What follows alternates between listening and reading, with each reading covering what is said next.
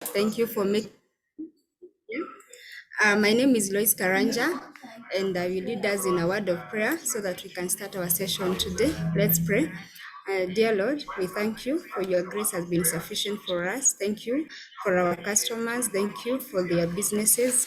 Thank you for the milestones that you have enabled them to make in growing their businesses and also in enabling them in their customer service journey.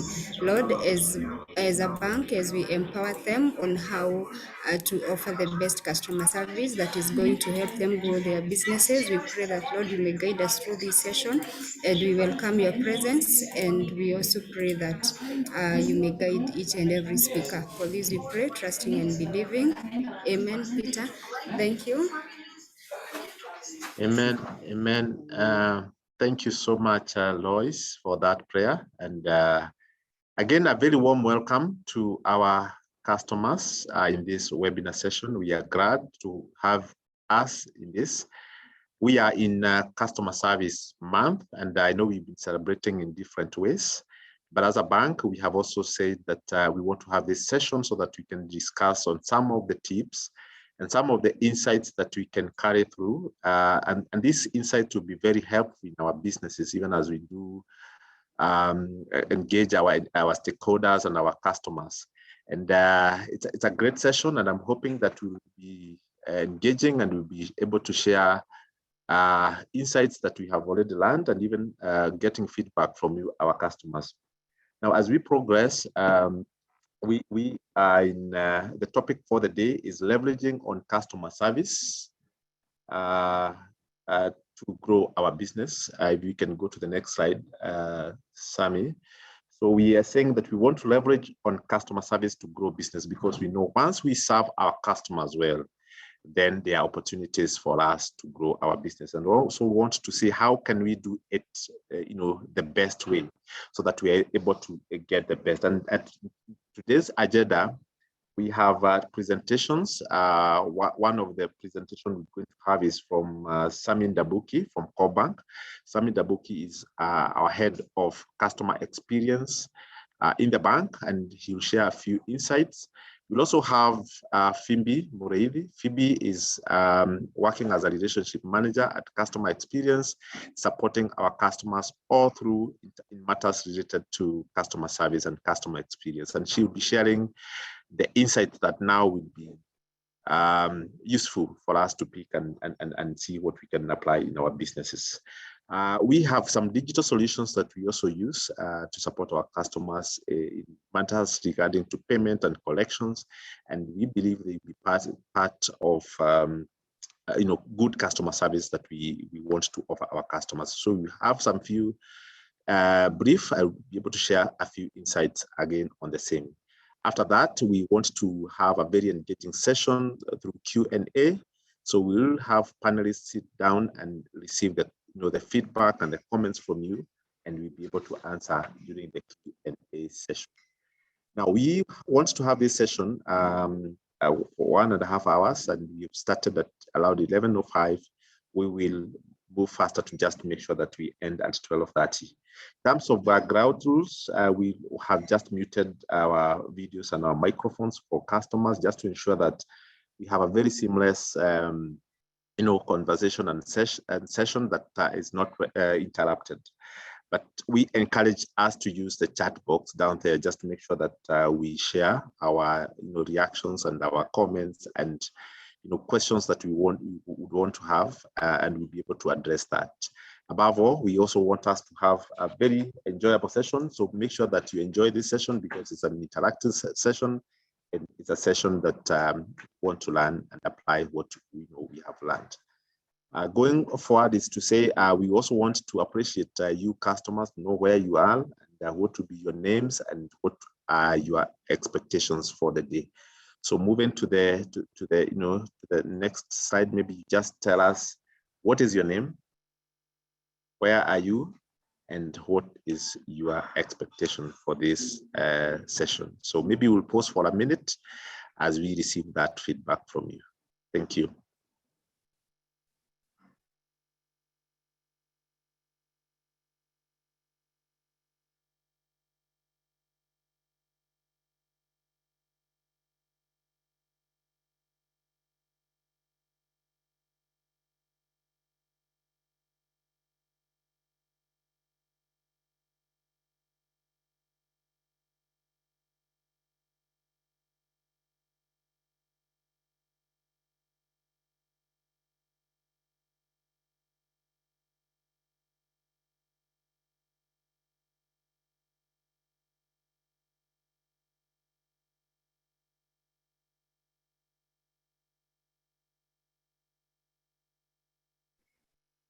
Thank you so much for those comments. Kevin from Nairobi, Metrin from Vihiga, Christus from Mwatate, Laban from Kiambu, Manani from Kisii, Peter from Kiambu, and he's saying that he wants to see how he can improve customers' relations. Evans from Nairobi, many thanks for joining. Yes, Faith Mutwiri from Nairobi Westlands, thank you so much for joining. Lynn from Nairobi, hoping to learn. Emmanuel Peter from Mombasa, thank you so much, all the way from Mombasa. Shadrach, Abubakar Bwile from Kakamega, Joyce from Nairobi Kayole, thank you so much, team, for joining in good time. I'm sure we'll be able to get a lot of insights. Aban from Nairobi City, thank you so much. Vincent from Homa Bay, I can see our customers have joined and the participants are joining from all the towns and all the regions in this country and possibly out of the country. So thank you so much. We'll be able to learn a lot.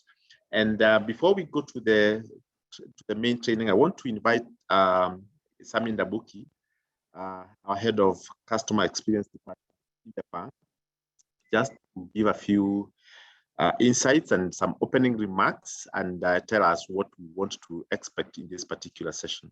Sami, if you can hear me, you could make your remarks. Thank you.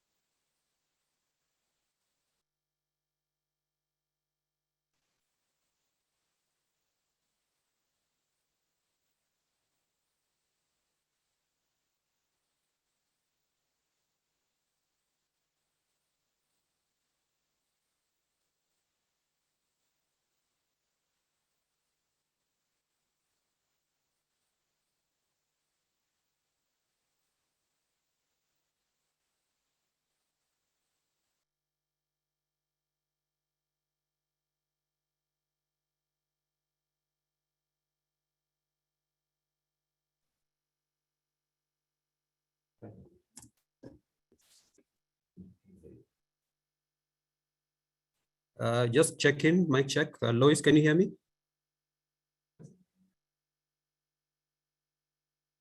Sami, we can hear you now. Okay, thank you very much. Thank you very much. Apologies for that slight technical issue. So I was saying, very excited to be here today to just walk you through some of the insights around this thing called customer experience. I know it's almost become a buzzword in the world today. And we're here really to share our thoughts around what customer experience is, and just really to demonstrate its importance with respect to how you can leverage it to grow your business. As we go through the presentation, some of the things that we'll be covering will be around, just getting a definition of what customer service is and how it differs from customer experience. We'll touch a bit on customer loyalty and customer retention. We'll also be sharing some of the tips that you can apply in your business, to help you achieve that excellent customer service that will then lead to the good customer experience for your customers. We'll also touch on customer centricity, really to define what it is and what you can do to embed it within your businesses.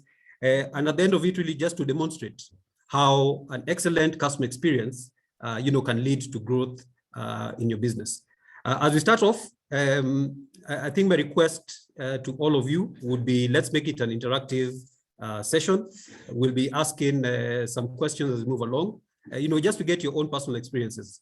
I think we are all customers in our own right, in one way or the other. We all patronize or use organizations to get services from them. If you think about going to your supermarket, about some of the utility companies that you use, you're also customers in your own right.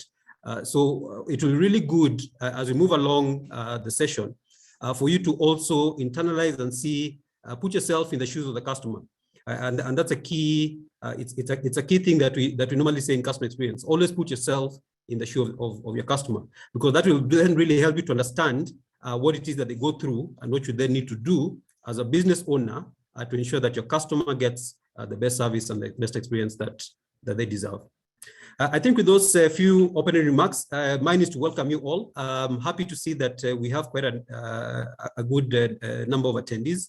I think as Peter was reading through the chat, we seem to be, from all across the country. So karibuni sana. I'd want to introduce the main trainer for today, or the main speaker for today. My colleague Phoebe Muridhi, as introduced, is a relationship manager within the customer experience department here at Cooperative Bank. She's an experienced trainer. And she demands a lot of her audience in terms of participation. So I really hope you enjoy the session. Please put your listening ears on.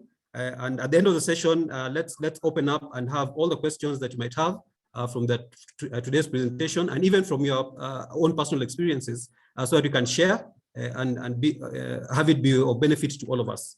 Asanteni sana. So I'll welcome Phoebe Muridhi. Karibu sana. Okay.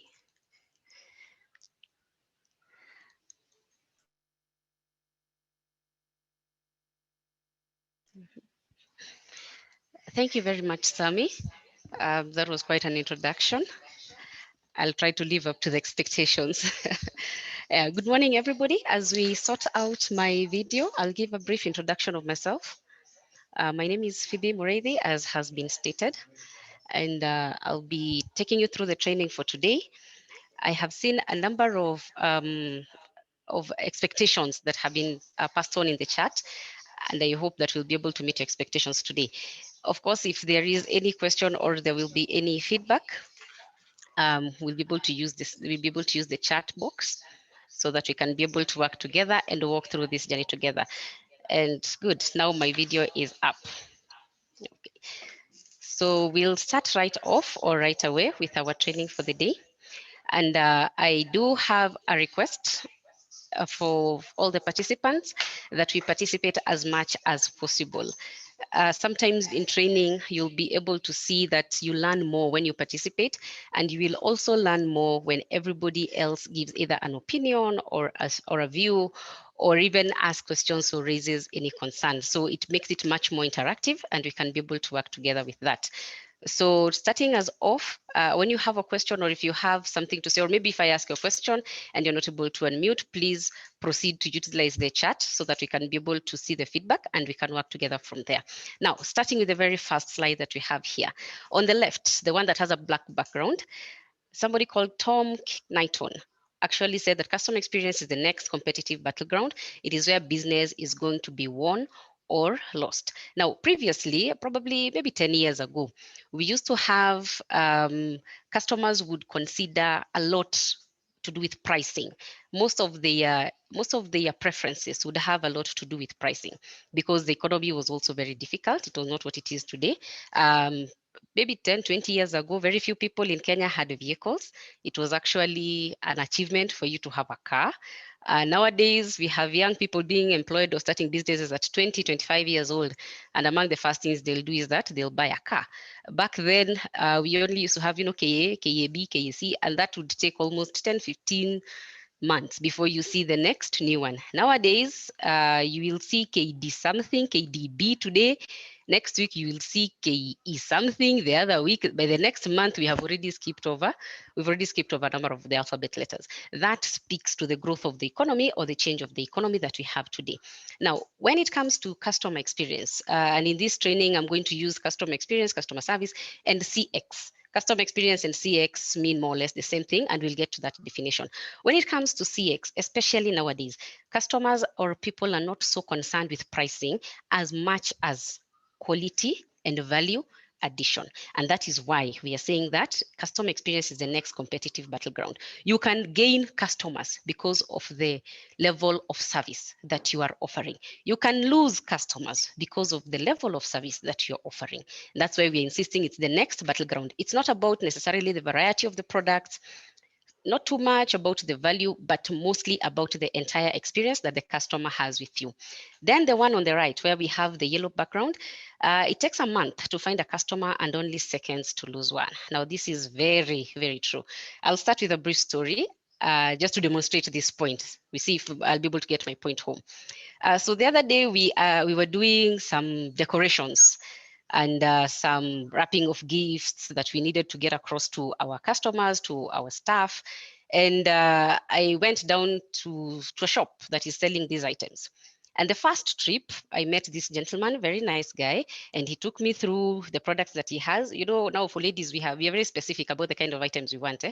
Wrapping paper itakuwa ile red peke yake. I will want something that has maybe red and stripes or red and glitter something. So I went down there and spoke to this gentleman, and he was very accommodating. And he explained to me what he had. He even showed me what he had. And I ended up spending a couple of thousands for him. And I could tell he was very happy because he had more or less met his sales targets for the week because of the kind of money that I had left there. Then fast forward 2 days later, I needed to add some more. And I went back to the same gentleman. Why? Because he sorted me out the first time and I got what I wanted. But now when I went back, I found a different person. The gentleman had, for whatever reason, was not in the shop and had left another person to handle the shop. Now, the person I found did not know about the business.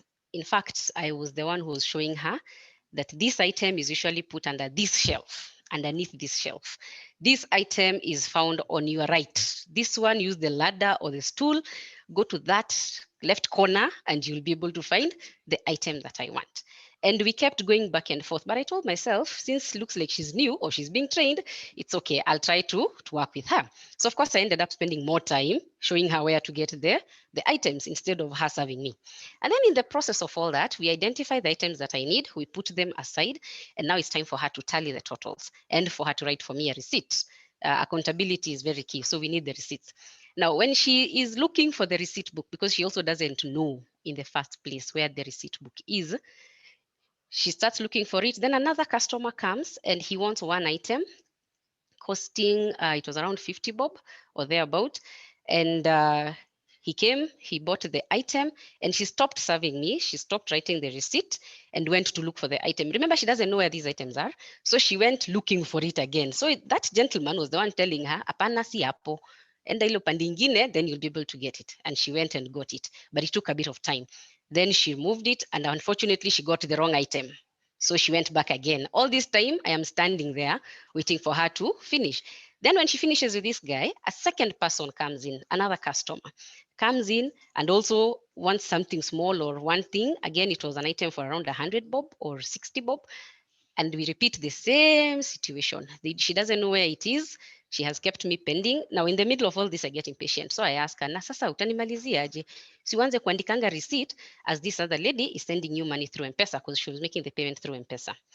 But this particular attendant was not comfortable. So she kept insisting, we ngoja kwanza, huyu mwingine amalize kulipa. Akimaliza kulipa, ni confirm hiyo message, nikipata hiyo message, ndio nikuje nikuandikie. Nikamwambia hapana, huwezi niweka hivyo. I'm also going to work. So when niandikiange receipt as this other lady handles. And then the other lady is also selling some things around the same area. So she's busy telling her, you finish this customer first. Because I am always around here, we can sort our issues later. But the attendant did not want to listen. So eventually what did I do? Because I was impatient and I was waiting for things and I am needed back to work, I asked her again, please start writing the receipt as you're waiting. And she tells me, we ngoja hapo kwanza. And that was the last straw for me. So I told her, sawa, haina shida. And I walked away. And the funny part, she did not realize that I had walked away until I was like maybe 50 meters, let's call it 50 meters, until I was like 50 meters away from the shop. That's when the other lady told her, haya, unajua customer wako ameenda. And then she started now following me and saying, madam, come back, come back, come back. But I was already done. And in the same vicinity, there were like 20 other shops that were selling the same thing. So my point here with this story, or to loop it now to what is projecting on the slide right now, is the first time I went there, I became a loyal customer. I liked what I got and I went back so that I can buy more. And remember, the first time I had already spent a couple of thousands. So this time I was just going to spend a couple of hundreds. But because of the poor service that I received, it only took an interaction of around 10 minutes with that lady. And I completely lost interest in that situation. And I moved to the next shop. Now I moved to the next shop and they were so nice and so welcoming and they really assisted me. So you see why I'm saying it takes months to find a customer, but it can only take seconds to lose one. Look at your business or at your place of business. If you're running, for example, an M-Pesa shop, nowadays M-Pesa shops are a dime a dozen. There are so many. So if you struggle to get customers, maybe when you started, you have built your client base over time. Customers have gotten to understand and to know that if I go to ShopX, I'm going to get flute. So if anytime I need money, I would rather go to that place. And you've developed a relationship with them. Then one day they come and you mistreat them. And in this era where we have options in every place, you name it, the financial sector, the options, beauty sector, the options, any sector that you talk about, we have options, even milk. We don't have to use KCC anymore the way we used to use 20, 30 years ago. Anybody can get, you can get anything. So if you mistreat them in only one instance, it's very easy for that customer to walk away because of an interaction of 5 to 10 seconds and they never come back. And in so doing, you will lose your business and you lose your customers. That is the essence of this particular slide. I hope my point is home, especially with the story that I have explained. Now, moving on swiftly, I want us to differentiate between customer service and customer experience. And you'll see why. It's very important for us to be able to tell the difference between these two so that we can upskill where we are at, so that we can improve our services where we are at. Now, customer service, briefly, before I even go to the next slide that will show you. Customer service is more or less about just helping the customer when they come in. There's nothing really proactive about it. It's like the bare minimum. It's the very basic item that you're going to do for the customer. While customer experience is going to encompass a lot more. And what you want to do to grow your business is to offer customer experience, not customer service. Now, let's see the definitions here. Customer service is assistance and advice provided to the customer. It requires that your team, the ones that are serving customers, to have a specific skill set like product knowledge, empathy, and all that. It's the same as nowadays when you talk to the older generation, they'll tell you that customer experience was all about, hi, how are you? How can I help you? Welcome to today's, and what can I do for you? What can I give you? That is the customer service that we used to know about. So we want to graduate and move to customer experience. Now, customer experience, on the other hand, is the sum interaction of all the interactions that you'll have with that customer. From the time the customer either hears about your company or your product, to the time they come to buy the service or to interact with you, to the time they will leave your shop. And after that, after they leave your shop, when they come back again, it constitutes the journey of customer experience. If they have a problem with your product and they bring it back, or your service, and they call you and they tell you, I have a problem, then you can be able to assist them. And that in itself continues the customer journey. So we don't really want to stop customer experience. We do not want the customer journey to stop. That's why we are saying it actually never really ends, because when it comes to an end, then it means you have already lost that particular customer. Now, given those definitions, let's go to the chart and see what are some of the ways or the examples of customer service or the service that you provide to customers. What are some of the examples of the service that you provide to your customers? What kind of service do you provide to customers? Just normal service, or even if you're selling goods, what kind of service do you offer to your customers? Let's go to the chat box. Anybody who's been able to indicate in the chat box?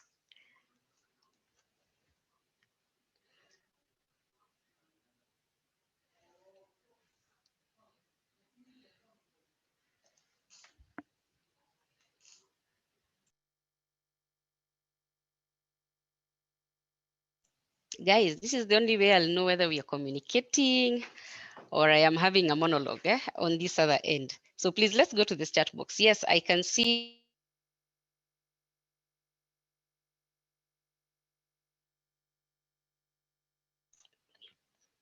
Thank you, Biko, for sharing. You offer legal services. James, thank you. User manual for the app. Evans, thank you. Construction services. Tax services, that would be Dominic, thank you. Lawi, legal services. Lynn, sells groceries. Yes, that is also good service. Richard, we have insurance. And the last few people, ICT services from Josek, Minor on advice on suitable concrete products to use. We sell concrete products. Then Krista's transport, Phyllis training, Lucy psychology, Kamau, we are going to do with delivery, Patrick food serving. Thank you so much for your participation. Let's keep them coming. Then I want to ask the next question. What are some of the ways that customers interact with your brand? So your brand, for example, some like Alphonse, who deals with farm inputs. What are some of the ways that customers come to get the farm inputs? Do they physically come to your location? Do you use internet or do you use online platforms? Do they call you? How do you interact with the customers? How do customers get your? How do customers get their? How do customers get it? Somebody like Stanley delivery of eggs within Migori town. So how do customers get to talk to you? Thank you, Christus. You said they call. James, thank you. You said you have a contact page or they use online via email. Yes, thank you. Other people call according to Quinta. How else do you interact with customers? Through call, through email, online, SMSs, in person. Insurance is sold, not bought. We reach out most of the time, but maybe you can also get inquiries. Then we have online for Facebook page, WhatsApp, referrals. Yes, very good for referrals and for calls. All right, thank you so much for your texts and for your chats. So let's go back to the difference between customer experience and customer service. If we go back to the story that I have just narrated, the first gentleman that I met offered me customer experience, not customer service. There is a very big difference. From where we are in the bank, we moved from customer service, which was, hi, how are you? Please come. Did you want to open an account with us? Here we go. Please fill this form. Kuna mobile banking pia hiyo ulikuwa unataka, alafu tunakupatia. Ulikuwa unataka hii ya internet, unapatiwa. Ulikuwa unataka, sometimes you even told what to do and what not to do.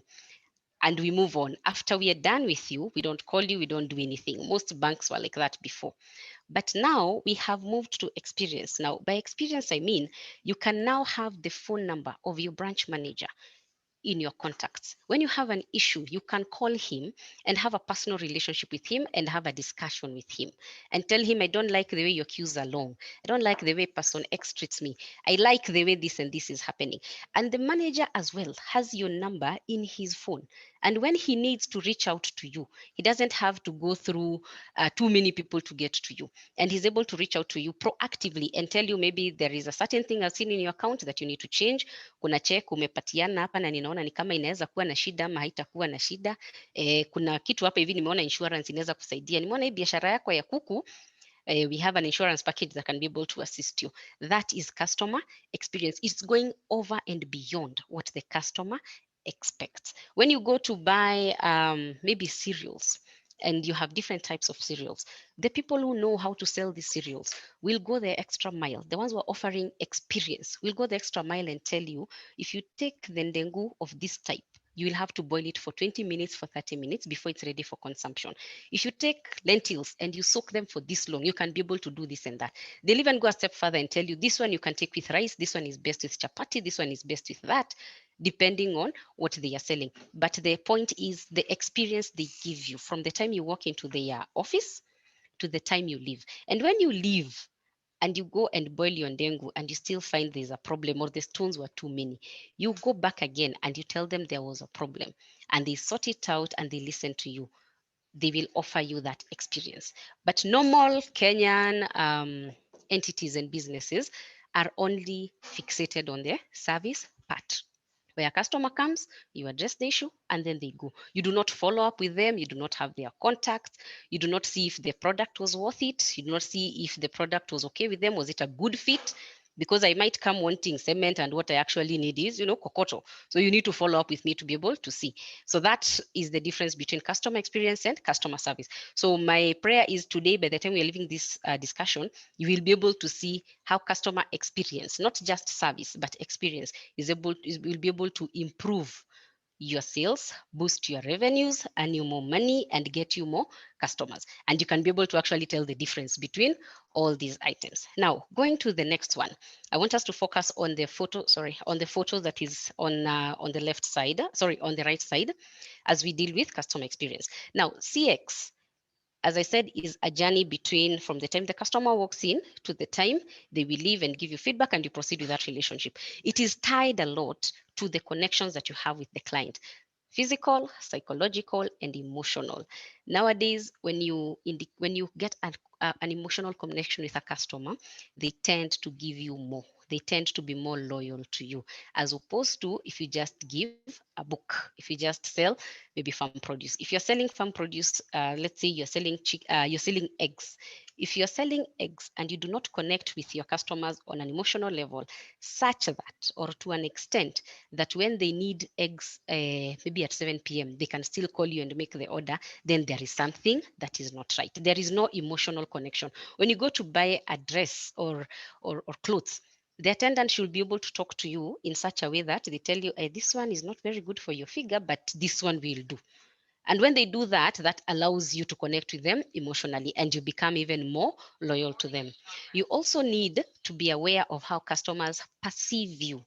In CX, we have a saying that even if the customer is not telling the truth, their perception is our reality. That one is very important. What the customer perceives is your reality. So let's assume you're handling or you have a shop where you're selling hardware.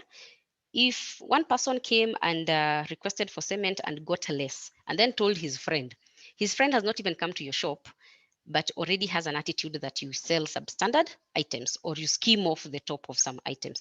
When he comes, he's already coming with a negative mentality. It may be true, it may not be true, but what is real is that the customer's perception is your reality. So you need to be aware of how customers perceive you and then change that to how you want them to perceive you. Don't argue about whether it is real or not. No, because that is their view. So you go down to that level of theirs and try to understand, why is he thinking that there's a problem with my cement?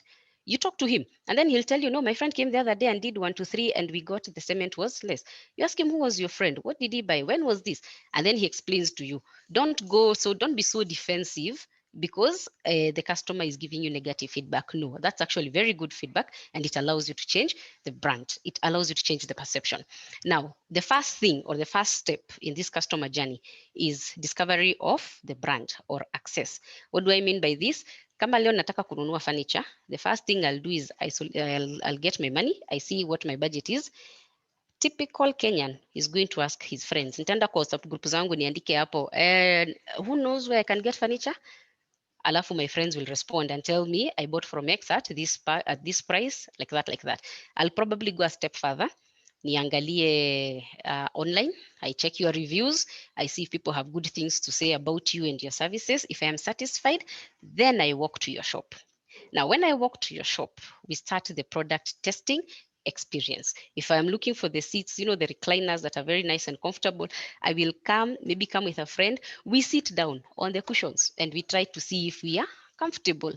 If we are not comfortable, if your salespeople come and tell us, tokeni hapo kwanza hata mnachafua hapo, already ameshatufukuza. We cannot work like that. So when they come, if you are feeling uncomfortable that people are going to spoil your furniture, find a way of covering it. Use cellophane papers.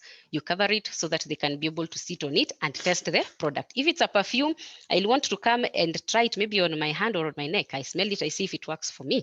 If you handle me well, we proceed to the next phase, which is purchasing the product. This is where I part with my money and you get value for your trade. I get value for my money, you get value for your trade. And at this point, I have already become a client. Then from there, I'll take the product home. If it was my perfume, I'll take it home. And if I need to use it the next day, I will use it. And then I gauge how it's going to be for the entire day. If they're the seats that I've spoken about, I'll go with them, set them up in my house. And then I sit on them and see if they are working. Now, a week later, I realized, hey, these seats, they are wobbly. Nikiketi, nasikia ni kama natetemeka. Something is wrong with this seat. And a normal customer is going to get upset and feel that you have swindled them out of their money. So what happens? You go back, the customer calls you or comes back to your shop and tells you, zile vitu ulinizia zilikuwa mbaya. Again, sometimes typical business owners become very defensive and they start saying, madam, ile kitu kibeba hapa ilikuwa sawa, wewe ndio umeenda ukaribu. Now, based on this training, please do not do that. Listen first to the issue, regardless of how sure you are that the item was in order when it was sent or when it was bought. Please listen to the issue first. Let the customer know that you are sympathizing with them, that you are able to understand what they are talking about. Even if you cannot resolve the issue, it is okay, but make sure you listen to the customer. Then when they explain to you and you're offering after sales services, and it's something very small that you can repair, go ahead and repair it. That customer will be even more loyal to you because they know next time if they buy something from you and something goes wrong, you can be able to repair.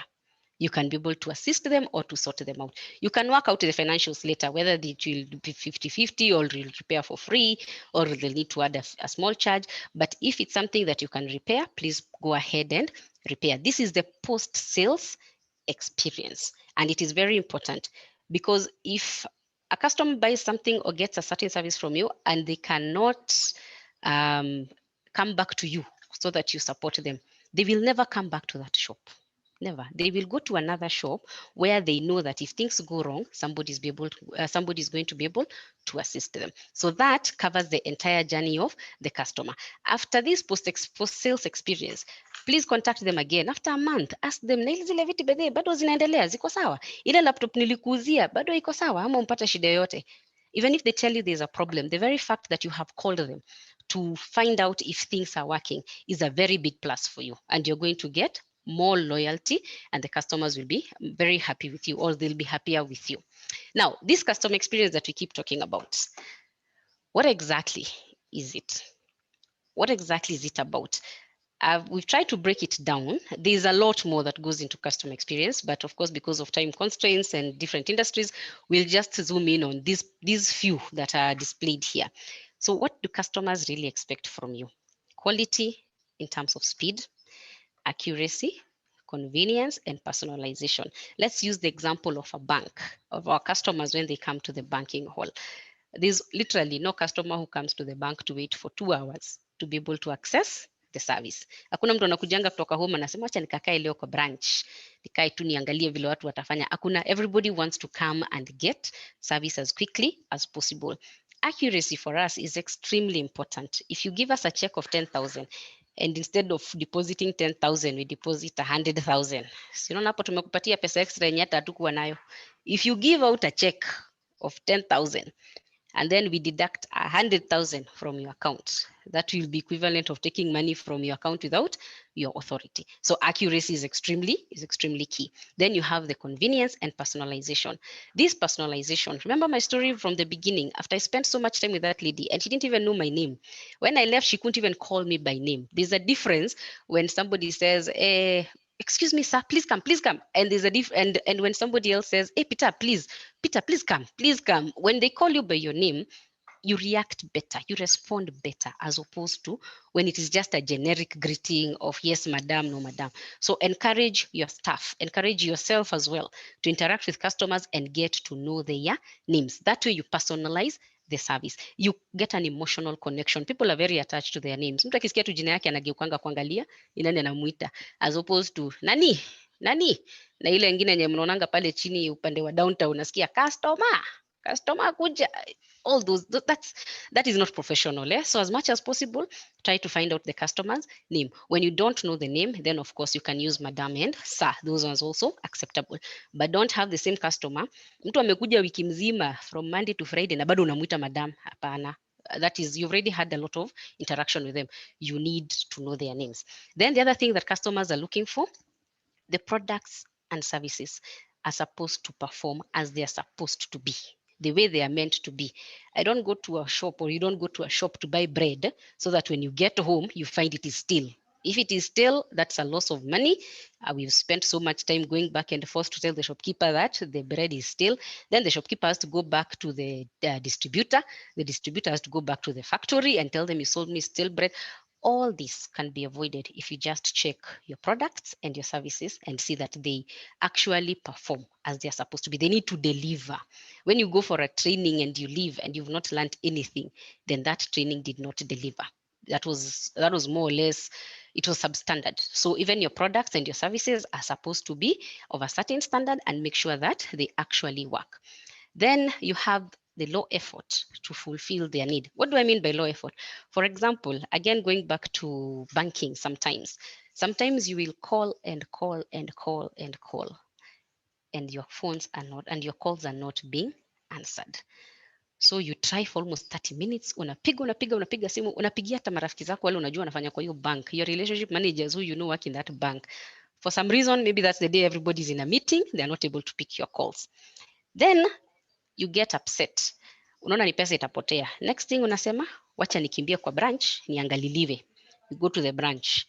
Unapanga laini kidogo, halafu unaenda desk 1. You go to desk 1, then they tell you, sasa hii hatutafanyia hapa. Hii utaenda ufanyiwe mali fulani. You go to desk 2. You go to desk 2, they do something, then they tell you, this one looks hard. You utaenda kwa mdosi pale, then you go again to describe. By the time your issue is being sorted, you have moved through 3 counters or thereabout. You have wasted your airtime to make the calls.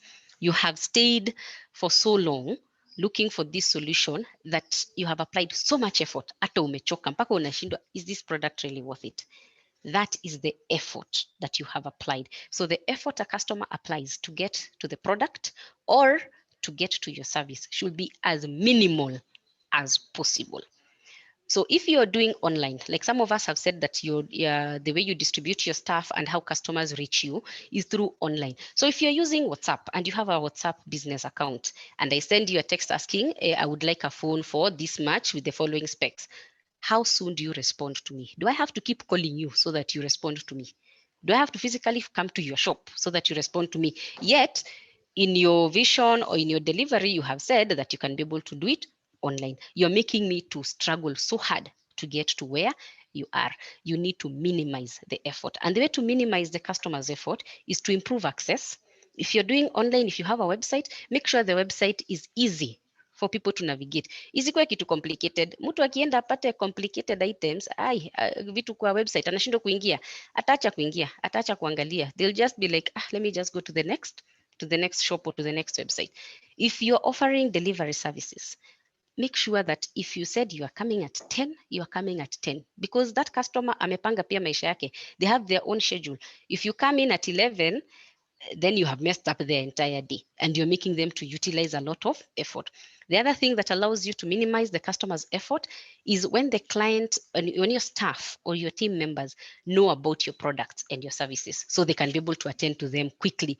But if you do not empower them with that knowledge, then if a problem arises, they'll keep telling the customer, ngoja tuulize, and that is going to take more time. Then the other part is quick resolution of complaints. We almost always say complaints don't die. It will be very hard for you not to receive even a single complaint from your customers. It's a bit hard. Human nature, when something is wrong, we tend to shout about it more than when something is right. So when you receive the complaints, ensure that you address them as quickly as possible and get back to the client. If you're not able to address them, tell the client that you're going to call them later with a solution, but do not ignore the complaints. That's very good feedback. And we have something on feedback that will also show us how we link feedback with increased sales and increased revenues. Then the last part is about accurate information and product knowledge, which we've already discussed, so I won't go into detail with that. Then the other part is how do you ensure that these things are actually happening? How do you deliver? How do you meet the expectations that the customer has of you? So you have there the structures that you need to put in place. For example, the tools, the equipment, the staff that you need. Kama unauza furniture, lazima ukuwe na mtu mwenye anajua kushikanisha hizo viti. Wakati atakuja alete kwa nyumba yangu, mimi sitajua kushikanisha hizo viti. I'll need you to send me with somebody who will come and fix those joints and put those cushions where they're supposed to be put. If it is, say, a TV or something, and you have an electrician you can send me with so that they go and fix for me, the better. But you need to put those things in place so that the customer is not struggling. Then, of course, hire the right staff and train them. There's one part that Kenyan businesses also forget. The staff that you have are a direct reflection of yourself. They're a reflection of your brand, a reflection of your goods, of your services. So even if you're going to employ just anybody, ensure you train them, people who are not qualified, ensure you train them so that they know both the value add of the product and the benefits.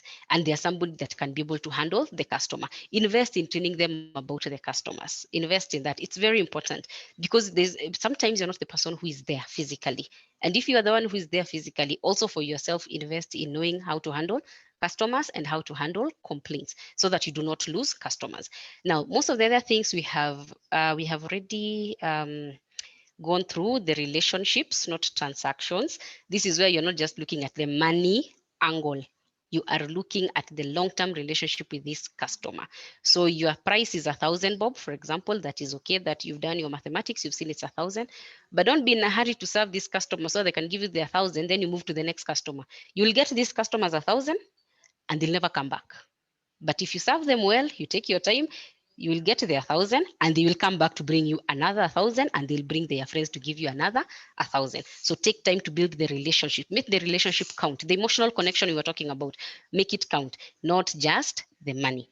Then take time to understand your customers, respond quickly, actively listen, follow up on both the positive and negative feedback. As I said before, do not take things personally. Do not be defensive when the customers tell you there is a problem. No, take the positive feedback and acknowledge it, see if you can improve it. Take the negative feedback, look at it objectively. By objectively, I mean from a customer's perspective. Wewe sio customer. Customer ni yule mwenye amekuja kwa shop yako. So if the customer comes and tells you, na duka yako inanuka kitu fani, usikasirike. Because you're not there to sell for yourself. You're there to sell for the customer. If you deliver eggs and then they turn out zilikuwa mbaya, don't tell the customer, hapana, nyumba yako ndio ilikuwa na shida. Did you put them in the fridge? Did you do this? No. Don't do that. Talk to the customer and try to understand the problem. A couple of months ago, we had a problem with one of the shops in here that sell shoes, female shoes or lady shoes. And you know, ladies like their heels and stuff. So this particular customer went to that shop, bought the heels, and she had been a client for almost 5 years. And she was a loyal client. She bought the heels and then she went home with them. When she tried them the next day to go to work, something happened, or she found the heels were not comfortable. Zilikuwa zinatingika. So akitembea, alikuwa nasikia ni kama she's unstable. So she posted on social media and told them, Shop XYZ, I am your loyal customer. I've been buying shoes from you and I've never been disappointed. But this time, there's a problem with your shoe. And she proceeded to explain. And of course, Kenyans being Kenyans, unajua tukiona mtu mmoja na complain, si wote tunaongeza, hata kama hatukuwa tushaenda kwenda kwa hiyo duka. So people wakaongeza spice, wakaongeza chumvi kwa hiyo story. It became a very big conversation on social media. Now, when it became a big conversation, the people who are handling that issue at that shop decided to respond through social media as well. And they indicated that their shoes are of the best quality and they have never received such a complaint from any other customer before in the 20 or so years that they have been in business. And there are other things that come into effect when it comes to shoes. For example, your weight. If you are an overweight person, then you cannot be expected to wear a shoe that is very high and it has a sharp heel. If you don't know how to walk in heels, you will have a problem. So the other factors that come into play other than the shoe that has been bought, and they posted that on social media. Can you imagine the kind of reaction that it got from fellow customers, fellow Kenyans, and other people? Even people who that incident was happened in Nairobi. We had people from as far as Mombasa and Kisumu responding because it's a very well-known shop. We had people responding from across Kenya, and all of them, almost 90% of the comments were, you cannot react like that to a customer's complaint. And then now it becomes a bigger problem. Ikaanza kukua, now it's body shaming. You know, now you're in an era where mental wellness is very important. So ikaanza kukua, are you trying to say the customer was fat? What gives you the right to say that this customer was fat? What gives you the right to say that this customer does not know how to use their heels? And it became a big discussion. It blew out of proportion and they lost customers. Why? Because even me, I could see if I had a problem with their shoe, I'm also going to be told I'm fat and I don't know how to use their shoes. So they lost customers. Eventually, they came back and did an apology, but the damage had already been done. Why? Simply because the person who was handling that issue took it negatively, and instead of helping, became defensive. So even in your business, when you receive negative feedback, do not be defensive. First thing is to remember that you are here for the client. So what does the client say? Then you listen to the client. From there, you can make a decision of how to handle it. Maybe you can apologize, you can give them an extra item if for sure it was faulty, or whatever it is. But defensiveness is a no. Last part is going the extra mile and being helpful to the clients, and you keep your word. If you promise me that you are going to come or you're going to deliver my items at this point, please make sure you deliver it at that point. Do not be the person who says that tutakuletea, kwanza Kenyans, kuna watu wengine, kuna mafundi wengine, sometimes fundi wa nguo, sometimes fundi wa furniture. You tell them, I want, kwanza harusi, you are very busy planning for your wedding. You want dresses here, and you want them on your wedding is on Saturday. So we always lie that it is 2 weeks earlier or 1 week earlier, because we know how the fundis will react. So fundi amesha kupromise ataleta nguo Friday for the next Saturday, and come Friday night, you don't have your dress, you don't have your suit, you don't have your shoes, and you have a function the next day. Do you think that customer will ever come back to you again? No. In fact, when my friends ask me where to get suits from, if I don't even know where they'll get, but I know where they will not get. So nitawambia musijaribu kwenda kwa nani? Mtu fulani, simply because you did not keep your word. So let's keep our word where customers are concerned. Now, we get to the meat of it, of why we need to have excellent service, especially with regards to boosting our sales and boosting our revenues.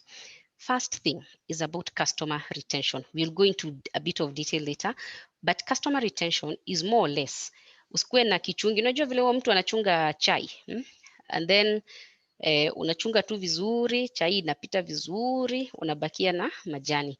Kama kichungi yako ni mbaya, majani itapita yote na itaenda ichanganyikanye na chai. You need to be able to retain the tea as is without retaining it together with the majani. If the customers come, when you started the year, you had 10 loyal customers. After 1 week, una realize ya na wale watu wanakujanga maziwa kila siku, siku hizi hawakuji. You are losing customers. You are not retaining them for some reason. We'll get into the reasons later. You look at customer satisfaction.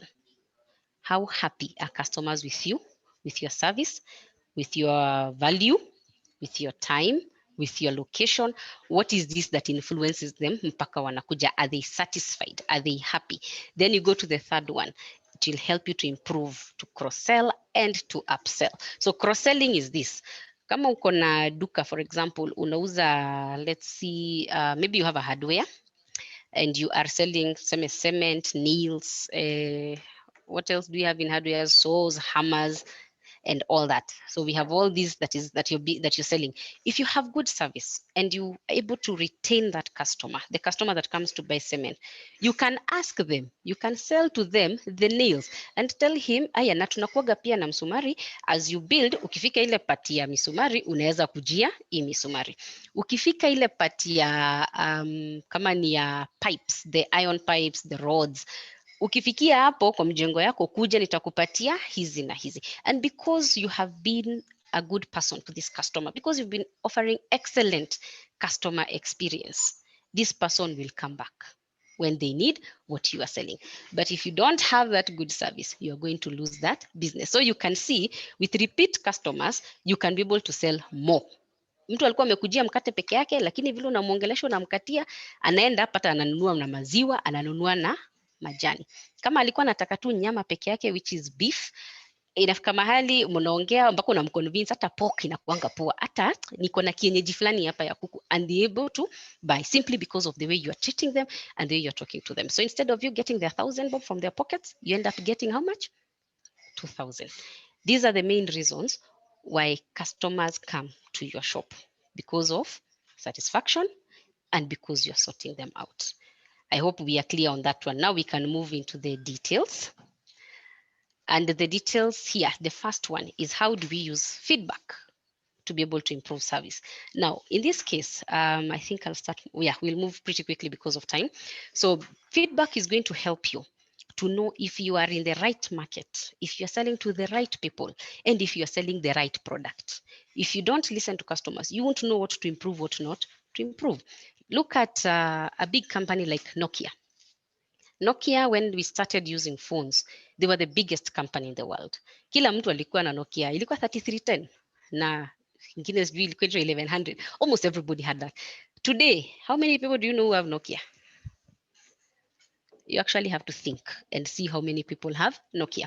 Back then, Apple was struggling. iPhones were almost non-existent. They only had like 5% market share. Right now, if I ask you how many of your friends or how many iPhones you have had in your life, you can actually be able to see. What was the difference between these two companies? Not that Nokia did anything wrong per se, but they were not able to act on customer feedback quickly so that they improve what they had. And Apple was able to do the opposite. It was always about the customer with Apple. So the customer wanted more security, let's add security. The customer wanted a smartphone, let's do a smartphone. The customer wants this, let's do this. Instead of going back to the boardroom and saying, we are the ones who are setting the standards. Instead of doing that, Apple was able to get that feedback from customers and improve. And now they're among the biggest companies. Look at Safaricom. A couple of years back, bundles were very expensive, and we did not have bundles that had no expiry. All the bundles zilikuwa zinafika mahali zinakuwa expired, and it was very painful for most Kenyans when you had bundles za kama 2 GB na huwezi tumia kwa sababu they've done what? They've expired. But using that feedback, Safaricom went back to the drawing table and they sat down and they looked at your feedback and they decided, okay, fine, our customers want bundles that don't expire. What can we come up with? And they came up with bundles that are not expiring. And so many people are still using Safaricom instead of other service providers, simply because of the difference in expiry. But that would not have happened if the customers had not provided feedback, if Safaricom had not listened to the feedback. And the same can be replicated in so many other ways. Ukipata customers wanna complain about the exact same thing, it is time for you to look at that item and see what the problem is. It's the same thing we do on this end. If we receive so many complaints about a particular item, we go back to the drawing board and we see how that item can be amended or what we can do to improve it. So customer feedback is key. It's very valuable. If you're selling eggs and then the customer tells you, unajua hata unanga trays, mimi nilikuwa nataka tray.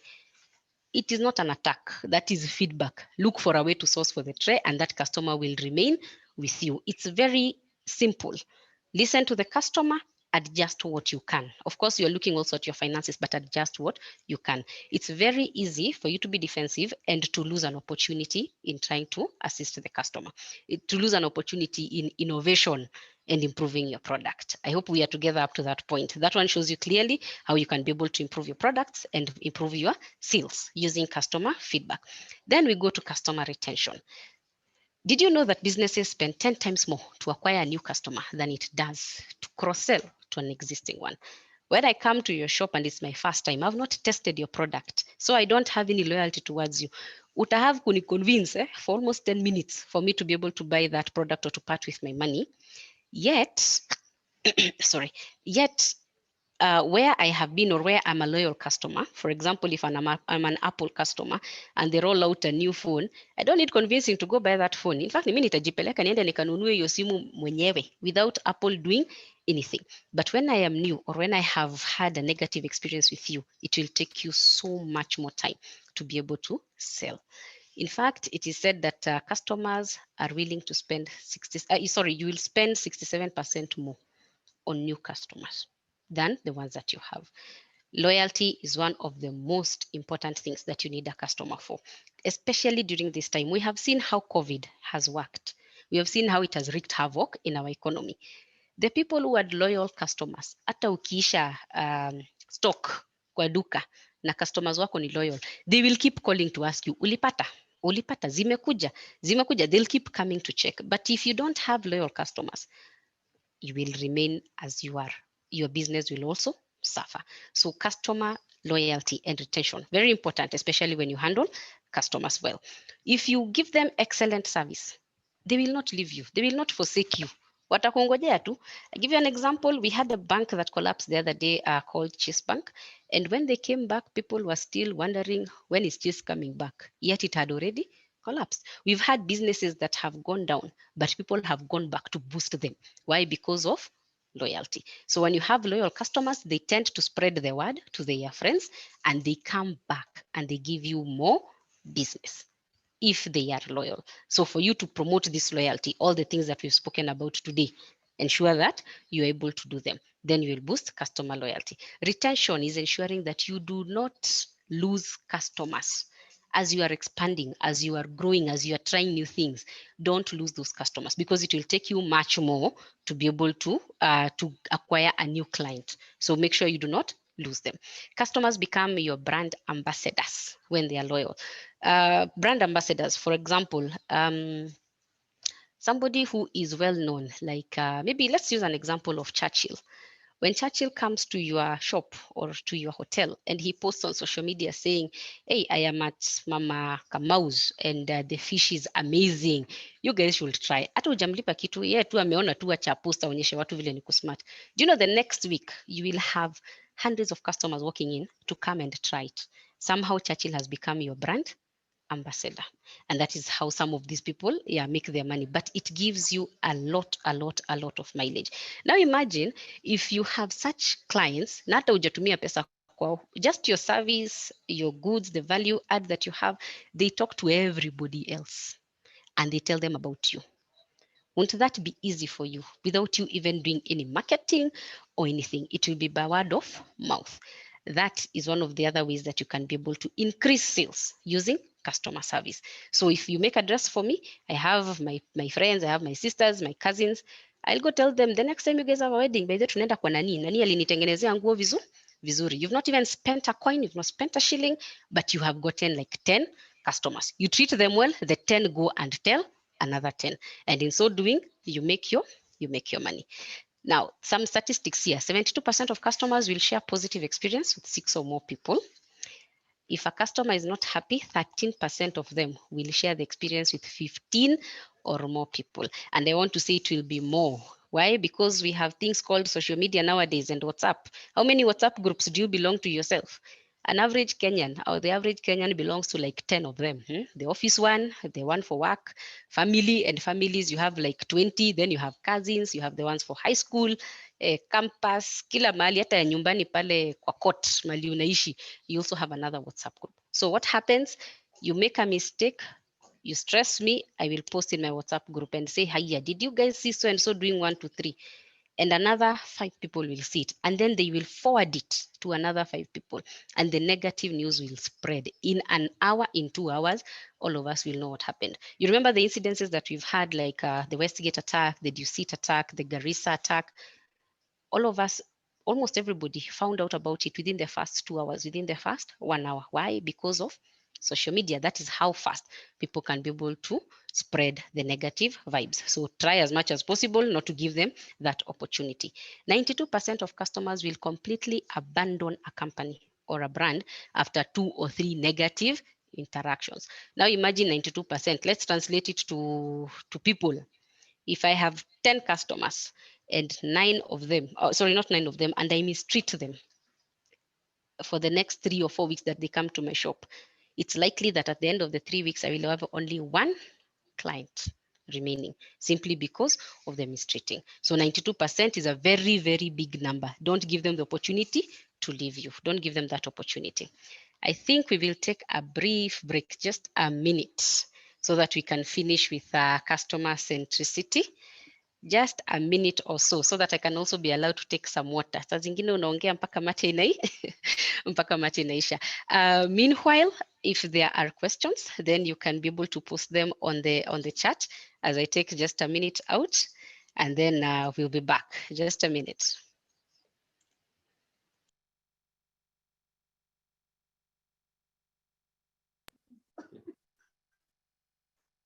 Thank you so much, Phoebe. I think very talented on matters customer service and customer experience. And thank you so much. I think you've shared quite a number of insights that we want to pick. My encouragement to our customers is that let's share the feedback. We have continued to pick some of the issues that you've raised, continue sharing those insights, and we just go to the Q&A session, be able to address those issues. So thank you so much as we wait for Phoebe to come back. Yeah, and Phoebe is back. Thank you, Peter, for helping me out for a minute. I appreciate it. That is excellent customer experience, wouldn't you agree? Thank you. So, customer centricity. Now, it sounds like a very big word, but I want to simplify it and show you that customer centricity is about putting the customer first, putting the focus on the customer. Customers simply wish to be served in the manner that they desire and in a way that will focus on their needs, not the way you want. There was actually a survey that was done and it showed that companies and people who feel that they're offering good service, 80%, was it 82% of them felt they're offering very good service. But when their own customers were asked, only 8% of them agreed with that analysis. And it goes back to the customer feedback. You cannot be the one to say that you're offering good service. It has to be the customer who is giving you that feedback. You might think that you are the best, but when we go to the market, you will realize your market share is very small compared to what other people are doing. So feedback, again, I cannot overemphasize the importance of getting customer feedback. Now, customer centricity is the culture of putting the customer at the center of all that you do. So if you're going to open a farm and you're going to be selling fresh produce and your customers are 30 kilometers away, you do not consider first these items are going to go bad, hizi viazi zitatubikia kwa shamba, kwa hivyo ule anataka akujie saa hii, after saa hii sitafanya. No, you don't consider it that way. You start with the client first, then you come back to the product. So you start with this customer is 30 kilometers away. They wanted 2 sacks of potatoes. How do we bridge this gap? That's how some people have been able to come up with solutions of delivery services. And you ask sometimes, especially around towns, people are very willing to pay extra for the delivery. But if you don't give them that option, then they will look for somebody else who is around there who will give them that option. The fact that you're thinking about how do I get this item to the customer or how does the customer access this item is customer centricity. It is customer-centric culture. And now you train that for all of your staff. There are instances we've had, especially when you're going to the hotels, for example, and the people who are, especially people who are running hotels here, you bear me witness, sometimes customers make unreasonable demands. But if you put the customer first, you'll be able to see, look at your margins, see how much you're making, how much more do you need for you to bridge this gap and assist this customer. Sometimes it's something very simple. You need to invest in a cot if you're running a guest house or a hotel, so that people who come with their children, the child can have a place to sleep instead of cramming them all into one room. But if you don't put the customer first, you will never realize that there are customers who need a baby cot in your hotel and you only need maybe 2 or 3 because ni ngumu sana upate watu wengi wamekuja na watoto at the same time. But when you put the customer first, you'll be able to meet their needs. You do that, your customer service, your customer experience will be on a different level and you're going to be able to boost your sales. This is an example of a customer-centric business model. Don't look at the very many words that are there. Let's do a high level review of this one. Look at your target customers. I'm assuming by now unajua ni nani unauzianga mayai, ni nani unapelekeanga gari car wash and stuff like that. Then learn what customers feel about yourself and your company. See if they like it. If you are the owner of the business and you are there, watch how your employees are interacting with the customers. Would you like to be treated the same way? Watch how customers are reacting to when employees are talking to them. Their reaction, it's written all over their face, body language. Look at them. You can be able to identify very quickly, ule customer hajafurahi, step in, and then go back to your employee and show them how it's supposed to be done. Don't assume that the employees know. So, unajua, like our ladies of M-Pesa nowadays, the way we know them. Ulikuwa nataka ngapi? Wapi ID? Ekelea hapo. Hatuna hiyo, chukua hii. Sina 2,000 niko na hivyo. That is very unprofessional. So as you do your rounds in your business, ensure that people are being treated right. Listen to them. Get that feedback so that you can be able to see. Then align your technology and your processes. Right now, it's a bit hard for you to do any kind of business without technology. Your phone itself is technology. So where possible, ensure that your technology is okay. Bare minimum, if you have like a website or an app, make it easy for customers to navigate.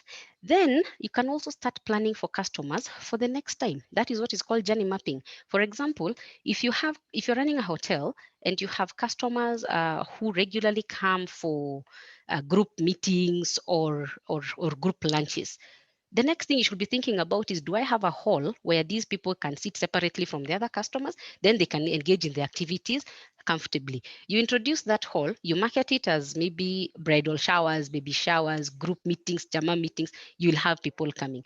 But if you don't do that deliberately from the word go, you will lose out on business on this other end.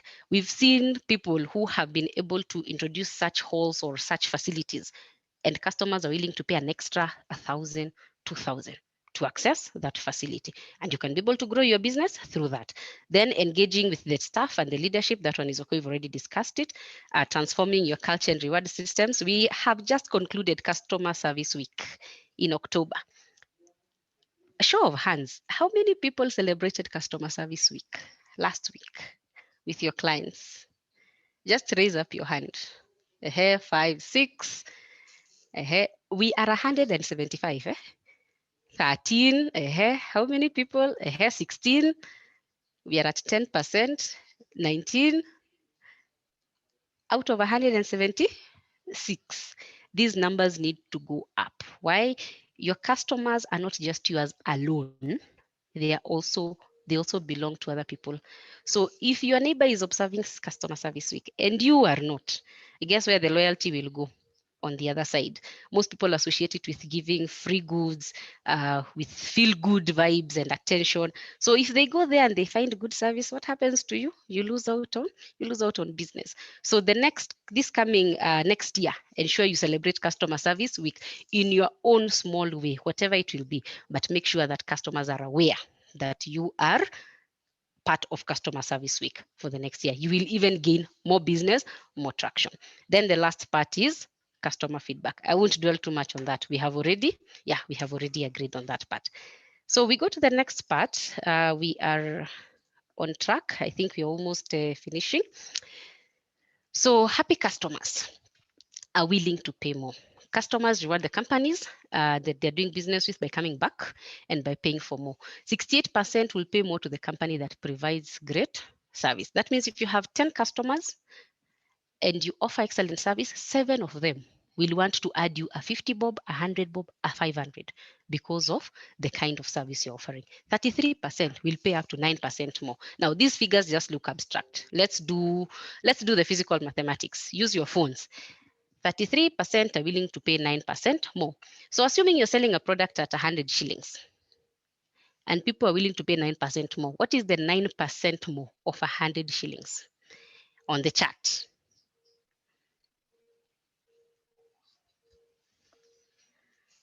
On the chart, what is the 9% of the 100 shillings? How much would this customer pay? Instead of paying 100 bob, how much would they pay?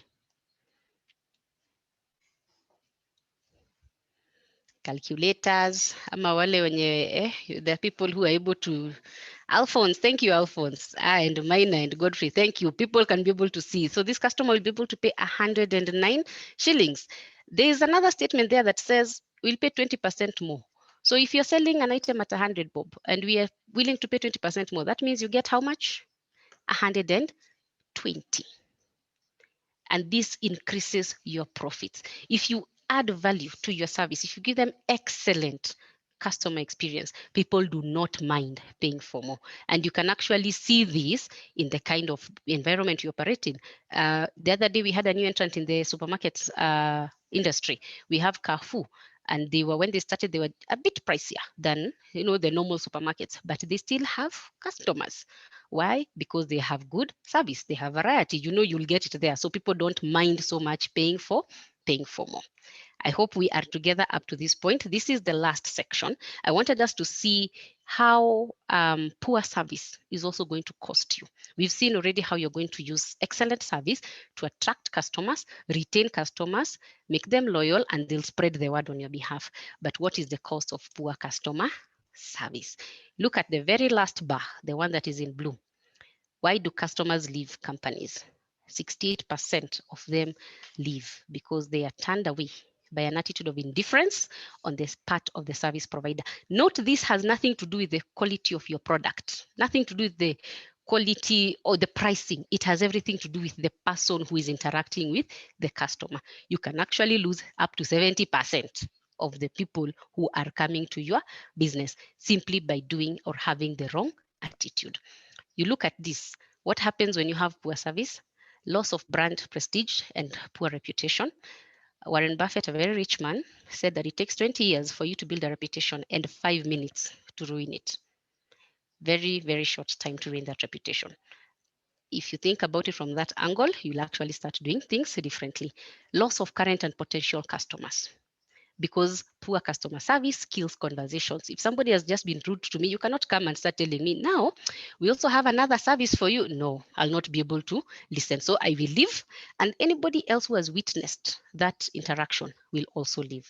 Then your customer lifetime value drops. What do I mean by this? If I'm a loyal customer to you, I am most likely to be loyal at least for an year. If I am buying bread from you every day, kila siku nitakuwa nakuja hapo kununua mkate for the next 1 year. Lakini ukinikosea, itachomoka hapo haraka sana. So if you're supposed to get my money for 1 year, you're going to get my money for 2 months. Na hiyo story itaishia hapo. Then the last one, you're going to enter into a profit sucking cycle. That means you have offered poor service, you have chased away customers. Even if you boost your sales, because the service is still poor, you will still have to go back and rectify that mistake.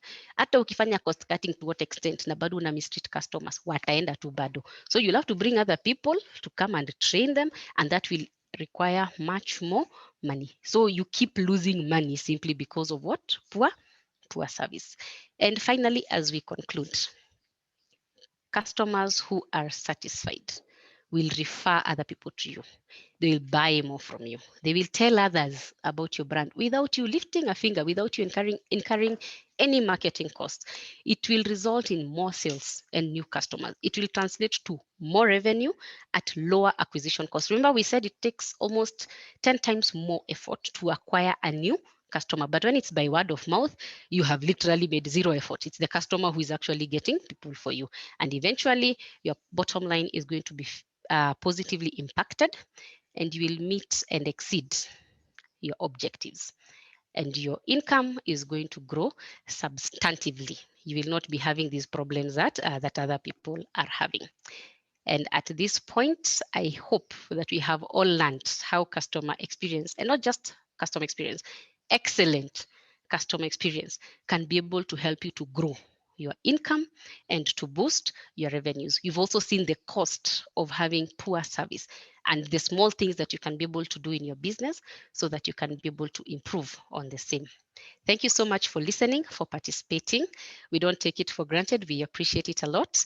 And we've had a very interesting, I hope it has been interesting, at least you'll be my customers, you'll tell me. I hope it has been informative for you as well. Thank you for your comments in the chat. Thank you for the participation, because sometimes when you speak for too long alone, well, then it becomes a monologue. But I'm very glad that today's class has been, people have participated and have given their answers in, the chat box. So thank you so much once again. And at this point, I would like to hand it over back to Peter so that we can do the question and answer sessions, and then we can be able to close. Thank you. Wow, thank you so much, Phoebe, for those interesting and very, very, very real comments and insights and tips that you've shared. I think the feedback is overwhelming. I think customers have indicated that the session was very, very insightful. And I know there are quite a number of questions that are also coming. We encourage you customers to keep sharing these questions. We want to handle the questions and the hard question. I know we have experts today. We have Phoebe and we have Sami. I'm sure they'll be able to address matters customer experience and matters customer service. And just before, because I know you need to take some water, one more glass of water as we go to maybe the last part of the presentation. You just prepare one question that will be coming. Wait to the next slide. There's a question here that has come from Bernard Miner, and he's saying, "Hello, Team COP. I'm Bernard Miner from Embakasi. How do I deal with unfair competition due to underpricing that makes customers think my product is overpriced? Kindly advise." So you'll be able to answer that question together with the other questions that will also be coming. We encourage that you continue to share the questions that you feel we need to address, and you'll be able to do that after the session. Moving to the very last part of the presentation.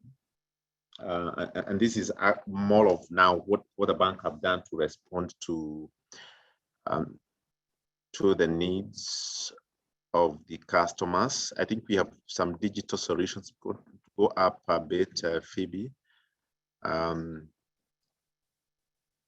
Yeah, so we continue to encourage all of us to use the digital solutions that the bank have invested on, and as Phoebe was training, I think we have continuously responded to the needs and to even co-work with our customers to develop solutions.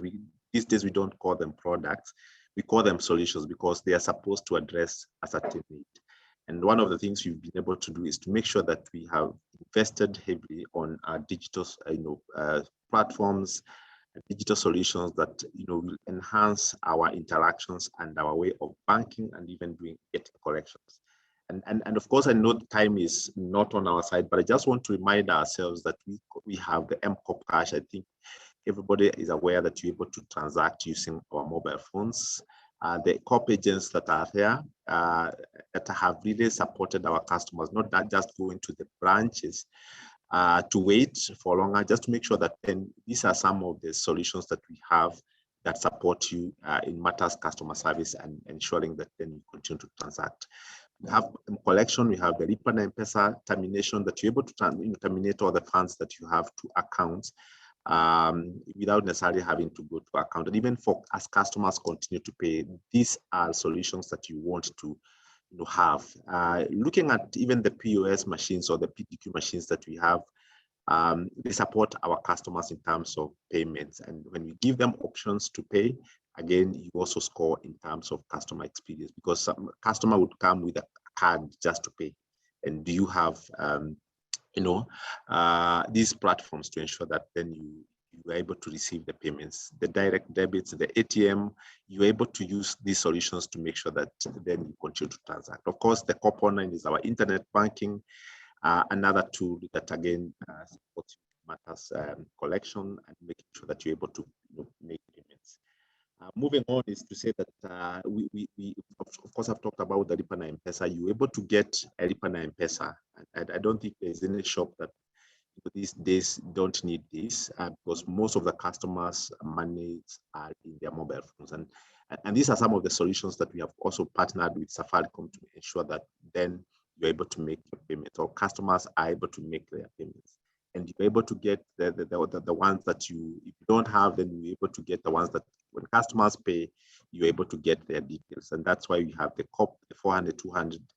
And we also have what we call the M collection, where your customers pay and you're able to know who is that particular customer, the details that you want. If you have a school or you have a rental house, you're able to pay to know that they paid, and you're able also to get that statement from our internet banking, the statements that you get from that. Moving to the very last solution that we also want to say that really relates to customer service on the next slide is to say our mobile loans that have really supported our customers, again, not just going to the branches to get finances. And this one has really supported you to borrow.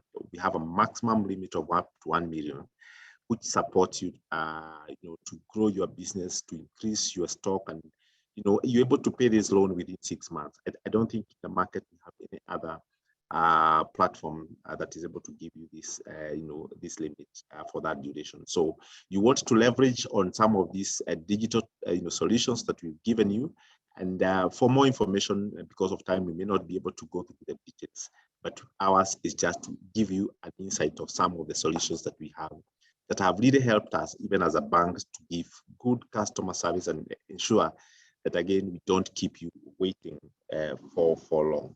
So I think those are some of the insights that we wanted to share. We know we have spent quite a number of time, but I know there are a few questions that we want to address. And key insight, I want to possibly, as Phoebe comes to share the question, the answer for the customer who asked about pricing. I will read other questions after you're done. I hope Phoebe, you got that question. I did. Thank you, Peter. The question was about pricing, where a customer is complaining that the pricing for this particular shop is different from the other one. Yeah, or possibly I can reread it.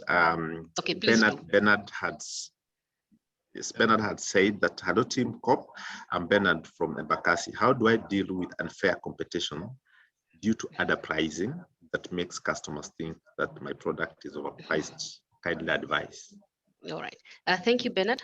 Of course, that will require a bit more, something a bit deeper that we're not be able to cover at this point. But one of the things that you can be able to do is stick to adding value for the customers that you are handling. When you add value to the customers that you're handling, when your service, when your experience, when their experience with you is way better than what they're getting from the competition, they will eventually start coming back to this other side. Why do I say that? Look at, for example, all the mobile service providers that we have.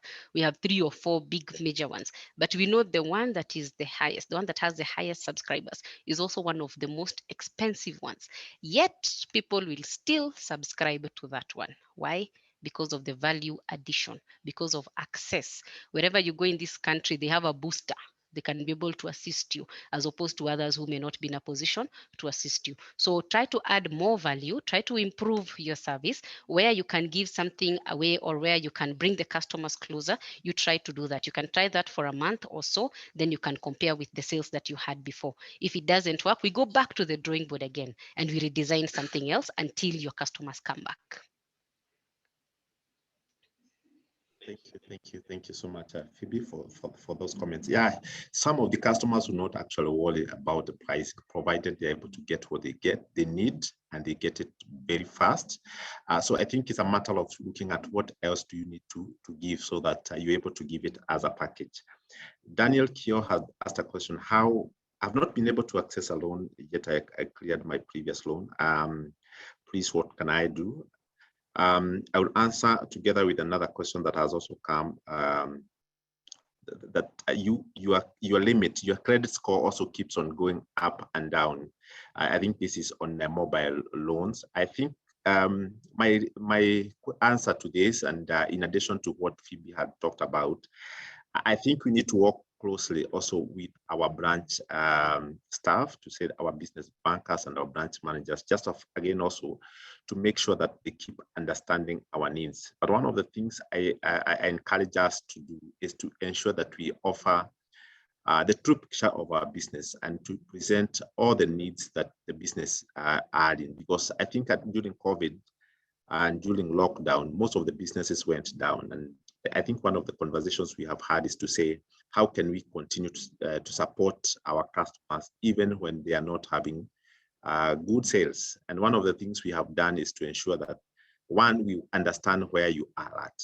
Once we understand your trading levels, where you are at currently, then we're able to say this would be the right amount of funds that possibly would help your business currently with the current trading level. So I think an issue of relationship management and working closely with your bank, just again also for them to understand where you are at. And I know currently the businesses have started to show some positive trends. Let's keep engaging and let's keep understanding where your business is at currently. I think issue of the credit score, or what we're saying, the limit keep on going up and down, is just to advise ourselves that one of the things we do is to to look at different parameters. You might realize that this time round you've not banked well the way you banked maybe previous bankings, or maybe you have taken another facility from competition, and this might again affect your limit.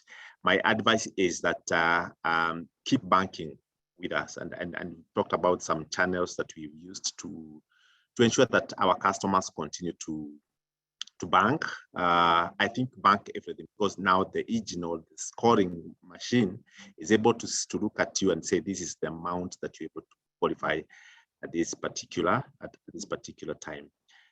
I think there are quite a number of comments that have come. Let me just read this one from Joyce Mutunga. I'm Joyce. I deal with export of fruits. Your presentation has been very helpful and handy in my fairly new venture. The major problem is my marketing is solely done online, as my clients are internationally based. Customer relations are majorly reliant on trust, which is quite challenging with the nature of clientele. This might result in huge losses on my end, trying to meet the customer expectation or solving clients' feedbacks. Phoebe, you want to comment on that comment from Joyce? Thank you. Mm-hmm. Joyce, I would like to encourage you by saying that the world is going online. We are becoming a global village. We have actually become a global village. And nowadays, so many things are being done online, especially after COVID. Before 2019, the level of trust with online transactions was very low compared to what we have now.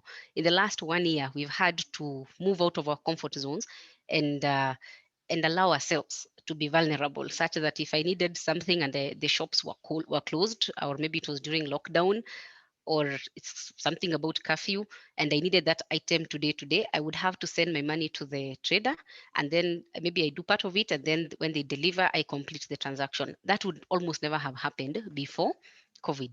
So as difficult as it is for you to continue, for you to build the trust and to meet the expectations of the clients, please keep on keeping on, because that is where the world is actually going. We have businesses that have matured and that they have grown, especially in the year 2020, simply because of online marketing. The good thing with online as well is your cost is relatively lower. So what you need to do is also expand your reach, expand the kind of interaction that you're having with the customer. Invest in either another tablet or another phone or another gadget or device that allows you to communicate with them real time as much as possible. Where you're not able to communicate to them real time, you can even develop a generic response that says, hi, thank you for reaching, you have reached Joyce, this is what we do. We'll be able to get back to you at a certain time with the details or with more information. There's something you can customize for them, such that whenever they just click on your page or a question comes through, you can be able to do that response, especially if it's at night, and for them it's daytime. And then as soon as you're able to, get back online and you provide the answers. The other thing is you have to keep them updated of the process of their request. Once you keep them updated, it makes them feel that you are responsive, makes them know that you are still working on the issue, even if you're not able to deliver on time or you're not able to give exactly what they need immediately. Keep them posted, keep them updated. It creates that relationship. You remember that emotional connection I was talking about? When you keep updating me, we develop a connection, we develop a rapport, we develop a relationship, such that even next week, if you don't respond to me immediately, I'll remember, huyo wananijibu, so wacha nimungoje, there's something wrong. She'll respond to me as quickly as possible. So I'd like to encourage you, please continue. Don't give up on that one, right? Yeah. Thank you so much. I think because of time, I think most of the comments and the feedback that you've gotten here are on the session that was very useful, very, very informative. I want to read this one from Joseph Manani.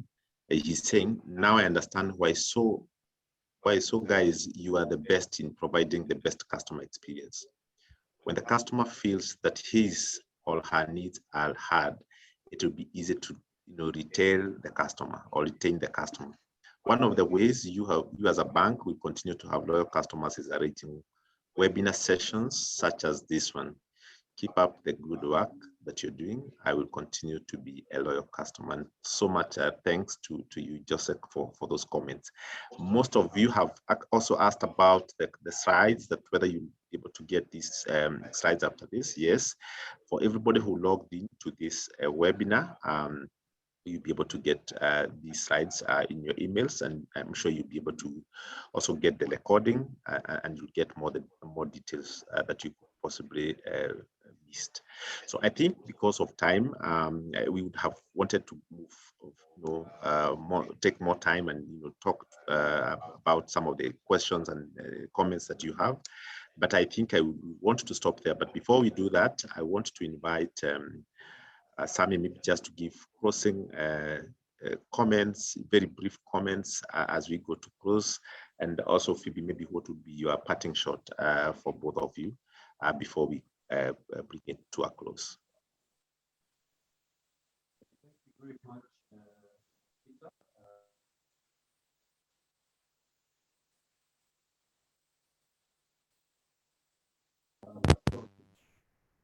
Am I audible now? No, we can't hear you. Okay, let me just sort out my audio. I think you can go ahead. You can, Phoebe, you can go first. Okay. Yes, I can go first. Besides, you can't really speak after the senior most people have already spoken. So my last remarks would be, other than of course the gratitude I've expressed for you participating in our webinars. We'd like to invite you for more. When you see our call, when you see our adverts for the webinars, please come. We'll try to add as much value as possible during these few hours or these few minutes. We also thank you for the participation. And my last parting shot would be, the customer's perception is your reality. Don't fight it, adjust it. Work with them to adjust it. You will almost never go wrong with that. The customer's perception is your reality. Even if your reality is different, the customer's perception is quite real to them. And you can work with that, adjust it so that you can boost your sales, so that you can attract more customers and retain more customers.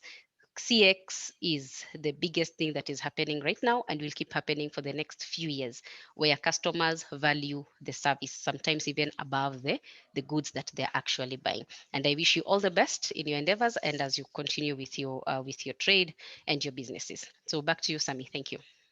Thank you very much. I hope I'm audible.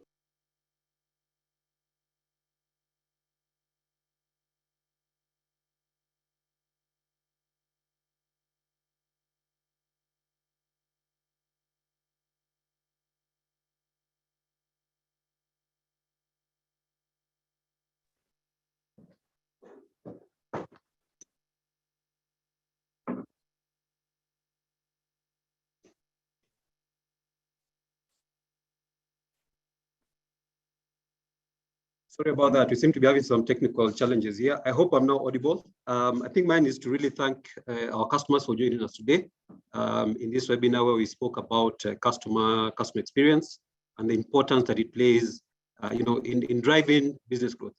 I think what we've been able to demonstrate, and at the beginning, I kind of pre-warned you about Phoebe's enthusiasm in how she presents. I think we've seen that. The comments that have come through around how exciting the presentation has been really validate the good work she has done. So mine is to really thank Phoebe for that very exciting training that she has walked us through. And of course, to thank the business banking team for inviting us as a customer experience to just walk our customers through some of the tips that they can apply. So mine is to maybe ask you from what you've learned today, let's see what we can do in our local businesses, just to ensure that we put our customers at the top. Without customers, we have no business. And really, it is how do we ensure that we are able to embed some of the things that we've learned today, and even from your own personal experiences, how do you then leverage that to take your customer experience to the next level? So asanteni sana, I really appreciate it. I've seen the request for the slides, as Peter said, that they will be shared with those who have been in attendance today. And we look forward to interacting with you once more at a later time. Asanteni sana, have a good afternoon. Thank you.